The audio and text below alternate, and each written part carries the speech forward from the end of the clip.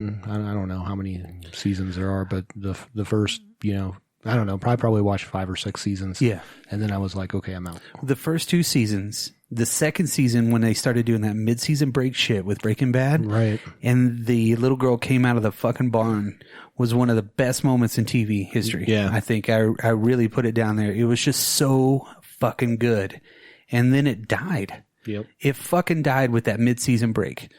Having that mid-season break, I think, has really killed a lot of shows' steam. I agree. And then they come back from it after a really kick-ass, changeover, and they come back and it fucking sucks. Yep. You're like, why are there filler episodes on television shows now, too? Why is there fucking filler episodes? That's one thing about Hannibal that it never had was a filler episode. Nice. Not one. I know a lot of people say that about Breaking Bad as well. Yeah. There was never a filler episode. There was never something that let you down and you're like, oh, well, this is a character development episode. Fuck that. No, it was consistent. I do hate those episodes where it's like, yeah, we're going to progress the story just a micro amount in the background, but really this is all about nothing. Yeah, it's like they have a clip show in the middle of the season and shit. Let's go back and find out. It's like, what the fuck? This is not 1984. We're not watching Cheers clip show. You know what I mean? I mean, that's what we grew up on was the sitcoms and the comedies and everything like that. And if you're not a fan of designing women, fuck you. Well, and I would say that, kind of leaning back towards that, The Mandalorian's kind of that way. It individually but on it's each cool. one each one of the stories is almost a standalone, but they have that little piece that ties everything together that is so great about it. And that's why I think really television really kind of got back to what it needed to be with all these streaming services now to really kind of come out with all these good shows now.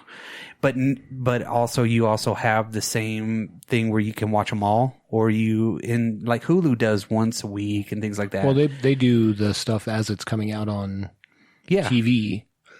So they're already built for that format of coming out once a week. Yeah, and I do enjoy that. I do enjoy that. Mindhunter, I finally caught up on.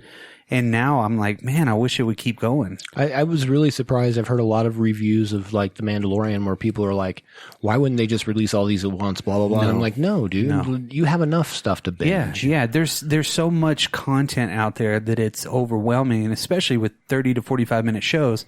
And what I liked about like the Marvel shows that came out in this last decade and everything like that is they were an 8-hour movie. A 9-hour movie, which was really cool. And there was, with Daredevil, no filler episodes. Nope, not really. Yeah, there just really wasn't. There was some character development episodes, but those were great episodes. Yeah. It was never anything that you would watch because you actually binged those. Right. You would want to binge them. Well, and that's my favorite streaming show by far was Daredevil. Yeah. Yeah. I would say that's probably not the biggest of the decade. Obviously, Stranger Things is a huge deal. Yeah. And it's good. Yeah, you binged that, and that was a sleeper. Just like boom, it came out, and then everybody watched it the first weekend and was like, "Holy shit!" Yep. I mean, it was so good. Another show that I really liked a lot that ended when it shouldn't have, and there were so many great things that if they would have got another set of writers or something like that, was Penny Dreadful. Right. Penny Dreadful was a fucking great show. But then they started at the very end of it to get those filler episodes. And I was like, God damn it. I still look forward to it. Ava Green is a badass. And I think everybody in that show, Timothy Dalton, James Bond, there was a lot of great people in that, and people really put a lot of work into it. And in the last episode, and I'm not going to spoil anything, they just wrapped it up too fucking quick. Yeah, I think that happens a lot. Swamp Thing. Yeah, there you go. Well, that was kind of a weird production anyway. Yeah. And they're like, oh, by the way, you're only doing this many episodes. Yeah. Watchmen was another one that came out. Well, I was getting ready to say, so television shows, and if we're going to talk about premium television like HBO, Watchmen blew my socks off. Yeah. That was an amazing show, and they did a great job with it. I hope they don't do a season 2. I don't care if they do. I just hope it's maybe something different. You know what I mean? They can go a whole different direction. There's a whole world built there that they don't have to play on the same characters. They could leave Akbar's story there. Yeah. And that's cool. It's whatever they want to do. I'll probably watch whatever it is. If it's done well, it'll be great. Yeah. And if it's not, well, then I just won't watch it anymore. What I like about British television, especially classic British television, is they were so good and so funny, but they did not draw it out to the point where you're just like, oh my God, God, season 8. You know, there's a lot of really great shows that were ahead of their time at that point, but they ended them in maybe 4 seasons with maybe 6 episodes apiece. Yeah. So it's like, holy shit, they had a formula that worked for them. It was really well. And then again, Breaking Bad came out, killed it. You know, it was such a great show. But then that last season, they did that mid-season break and started a new trend. And I think that's fucked up shows too much. I could see that. You know, it's fucked them up. Because the first season of fucking Walking Dead was fucking awesome. Right. You know, and of course Darabont left. You know, the showrunners are gone.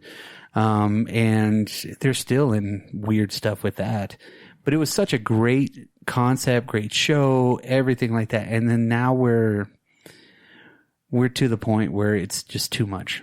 You know, it's too much, and you got to keep up with everything. And if you know, I'll tell you, fucking MASH. A network show that I liked, that I thought they ended too early was a show called Timeless. I don't know if you ever watched that. I don't think I ever did. No. It was really good. It was about time travel. Okay. And there's like a whole backstory, like, you know, like the people that were pulling the strings and all that. And it was a really good show. Like the first episode, I think, was the one where they went to the Hindenburg.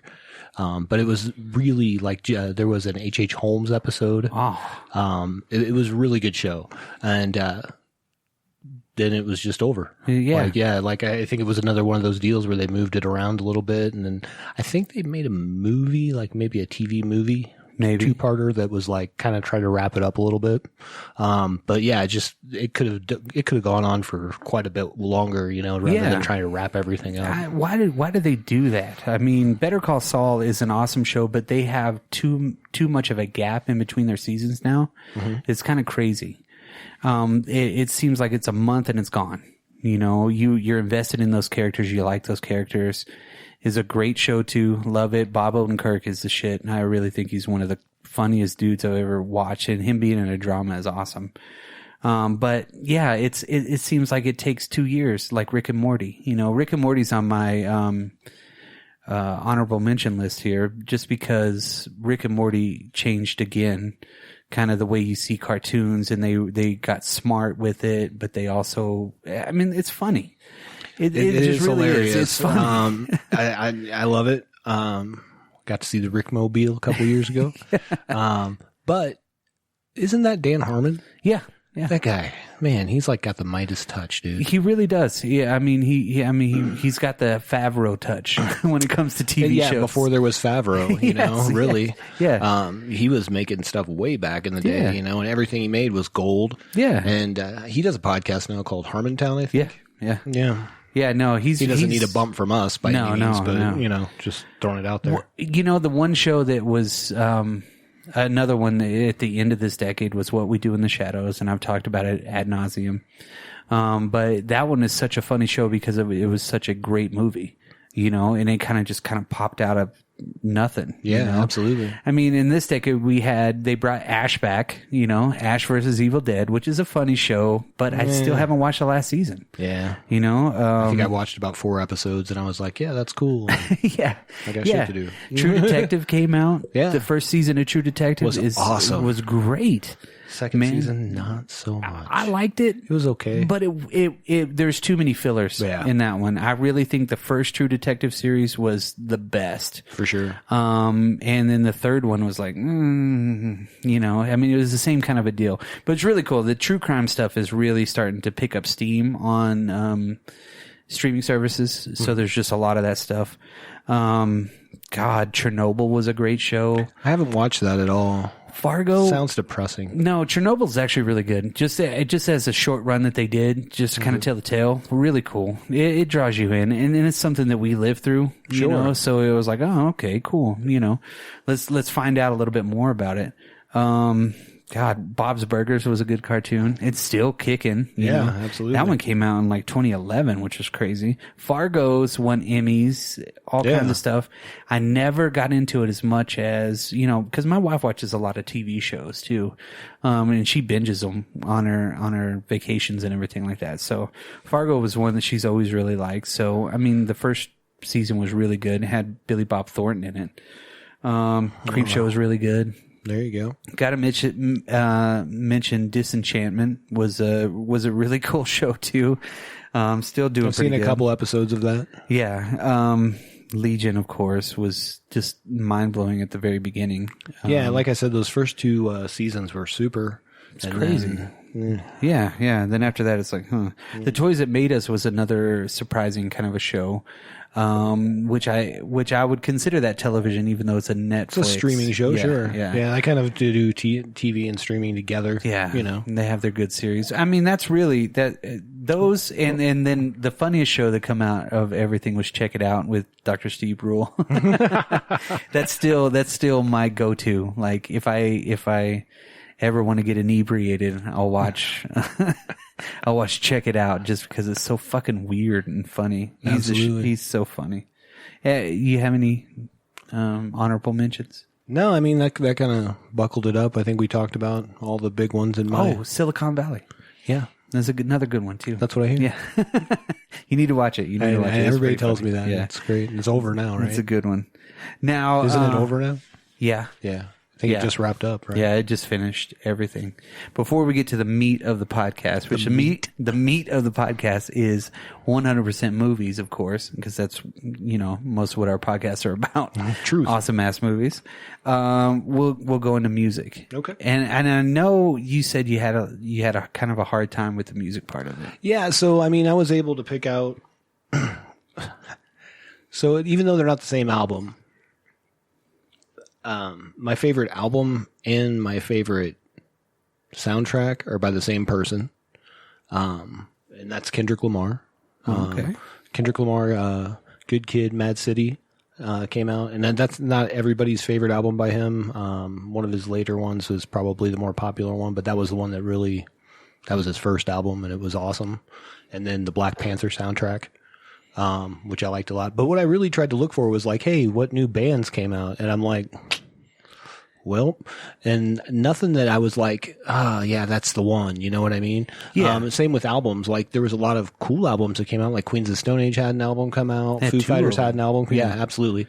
But those aren't my favorite albums by those bands by any means. You know what I mean? And they weren't ones where I was like, man, I gotta have it. Yeah. So it was just a weird decade for me. I think Well, I always think people go through phases in music too. You have your adolescent music, you have your teenage music, then you have your learning music. You have all different kinds of phases in your life with music. And the older that you get, certain things kind of grab you in different ways. I mean, music to me is almost everything in my life. I mean, I really listen to a lot of music all the time. And I always got something going on. When my favorite new band, Dangerous Days. Yeah. Oh, thank you very much. Yeah, you're welcome. Oh, well, thank you. Friends of the show. Yeah, but I enjoy playing music, and I love listening to music. And if I hear something new, like the other day, my wife blows my mind all the time because she's so good looking too. I love her so much. But literally, like, she will pick out a song that I would have no idea that she would like. And she's like, oh, and I'm like, what are you listening to? And she's, oh, well, I heard this on something. I'm like, this is like, for example, Beach Boys have this song called Little Bird. Yeah. And holy shit. After I listened to it, and I literally like stopped everything, and I like laid down. It was weird. It's like I was fucking like a teenager tripping again. You know what I mean? And I sat there and I was like, wow, how do you keep continuing to blow my mind with music all the time? Like, that's all I do, and you're still impressing me with this shit. You know what I mean? And that song right there is just like, holy shit, it's fucking great. And you listen to all these bands, and I have a section in all my music too that older albums that I figured out that I loved. But it's like now living close to Denver, I've been able to go see more music shows and really grab onto it. And my wife is always continually like, oh, I used to listen to this when I was a kid. I'm like, holy shit, this is great. Right. So she's kind of like my music muse on that part of it too. And anything I do music wise, I'm always trying to impress her. I'm like, hey, did you hear me playing? Did you like that song? I wrote it for you. I write every song for her. I love you, baby. So like, I think my favorite album out of this whole entire decade, and you'll probably know who it is. It's Iggy Pop's post-pop depression. Oh, okay. I really think that that